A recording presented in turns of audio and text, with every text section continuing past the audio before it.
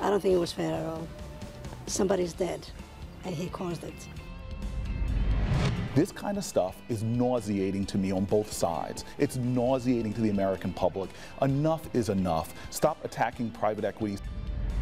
We were able to go out there and test ourselves, improve ourselves, and now we need to catch up the policies to reflect what we've already done.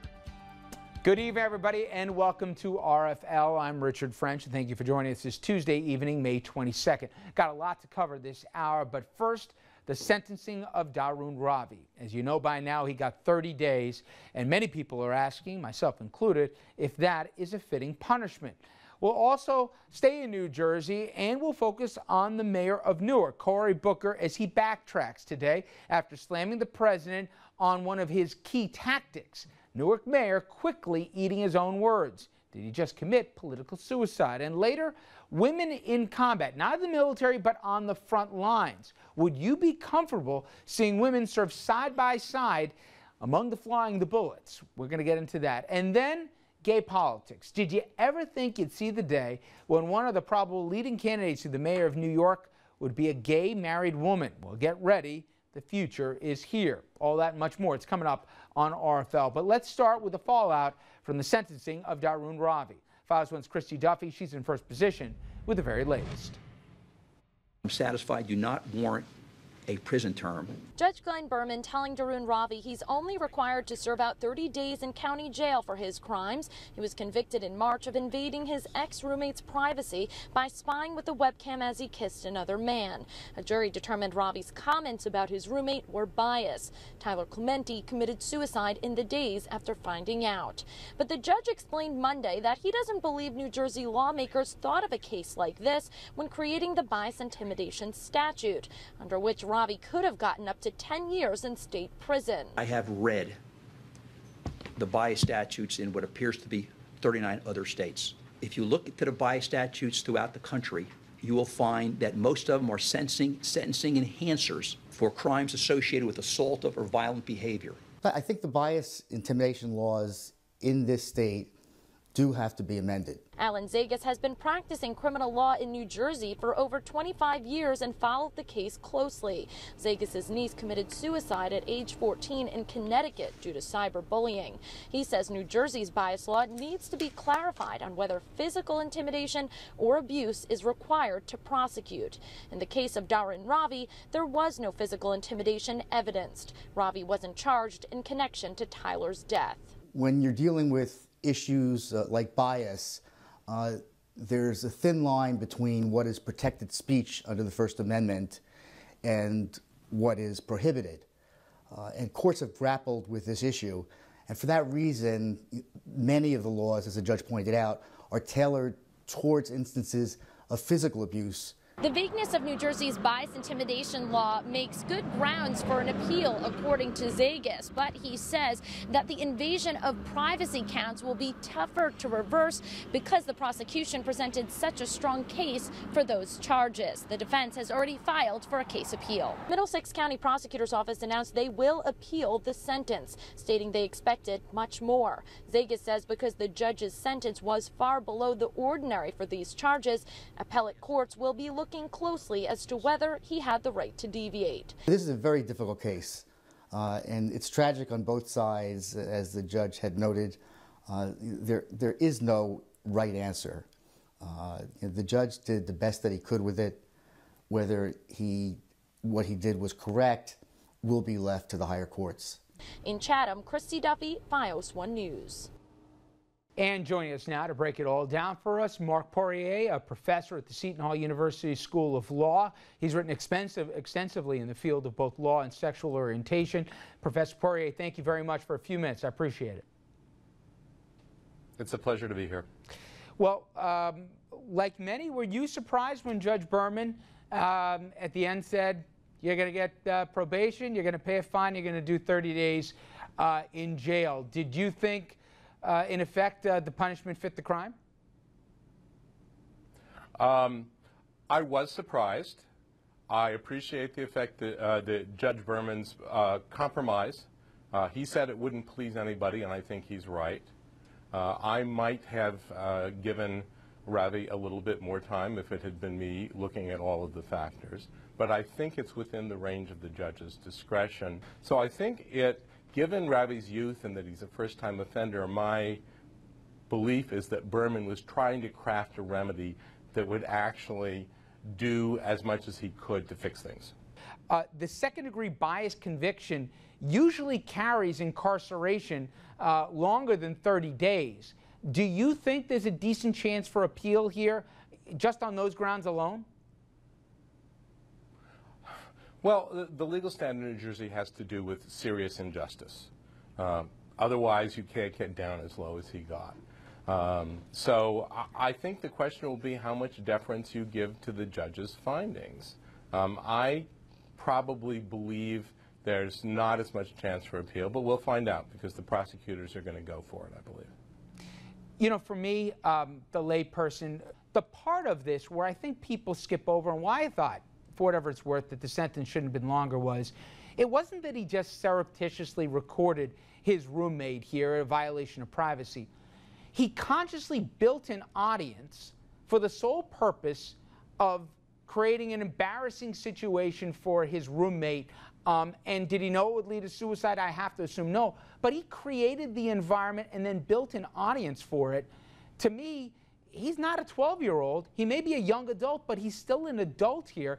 It seemed like that part of it, if not glossed over, didn't carry the weight, at least that in my mind it would have.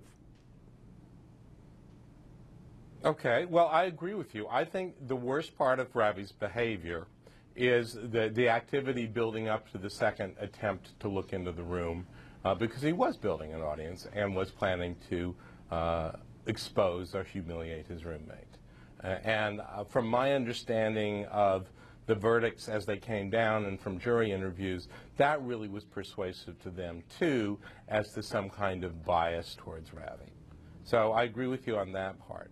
I think what may have influenced the judge, and it influences me, is that the New Jersey sentencing standards for bias crimes, when applied to the other crimes, produce a recommended sentence of 5 to 10 years.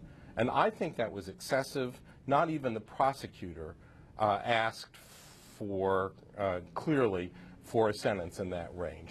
But I think most people expected a somewhat longer sentence, but one clearly below the recommended range. And that's, in my view, and I believe from what the judge said in his view, because whatever Ravi did and however malicious it was not a violent crime. Let's say you're right here and the likelihood of appeal, it doesn't, the decision doesn't get overturned, or the sentencing doesn't. What kind of precedent comes at us? How does that work, Professor, in terms of this case applicable going forward? I think that's an excellent question, because I think people are unhappy with this case from both ends, and it's not so much, therefore, the question of precedent, but of calling public attention to several matters. One is bullying. Two is exposure of people on the web, and we don't have particularly good legal solutions to either of those. Third, I have to say I think that the issue of Clemente committing suicide has shaped this whole proceeding, and we need to get a better grip on what to do if there should be any relation between the criminal law and suicide.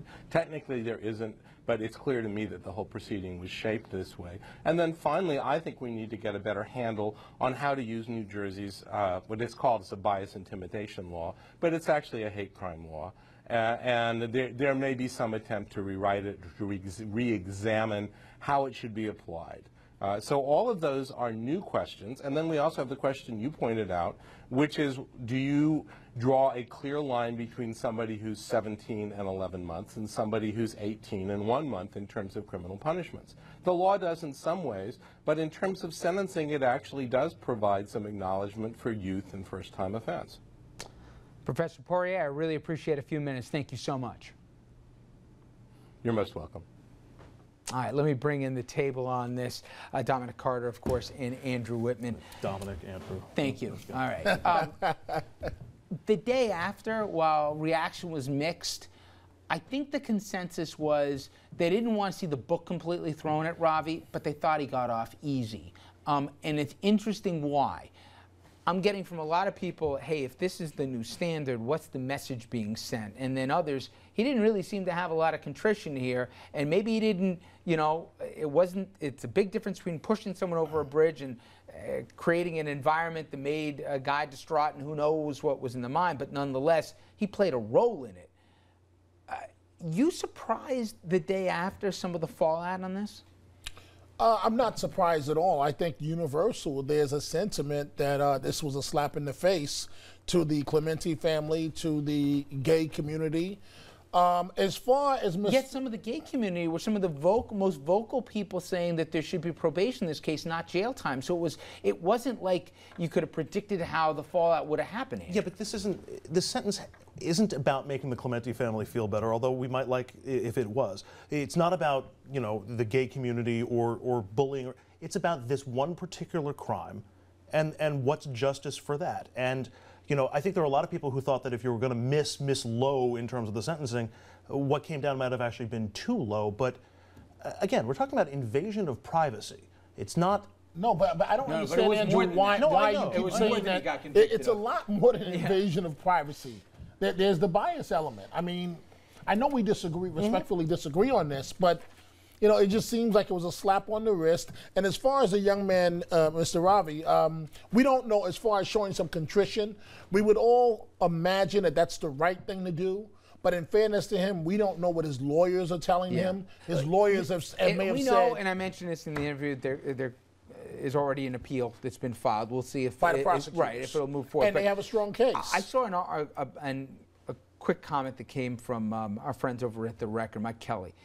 And he touched on something that I think was part of it. If Darun Ravi, 10 years ago, 20 years ago, in a college dorm walked in on his roommate and made a big deal about it, this would have been different. Because of the impersonal nature of the new technology that's out there, we're all trying to figure out where the lines are. He clearly crossed it. I'm not saying it was a gray area. But that impersonal nature and how things spread like wildfire online and how things can be built, and then trying to figure out where people can be cowardly with anonymity, you know, all these different things. I think that was part of this. Not the most part, but I think a part of it. And to me, you know, that's, I think, what we kind of struggle with. We're going to keep this conversation going.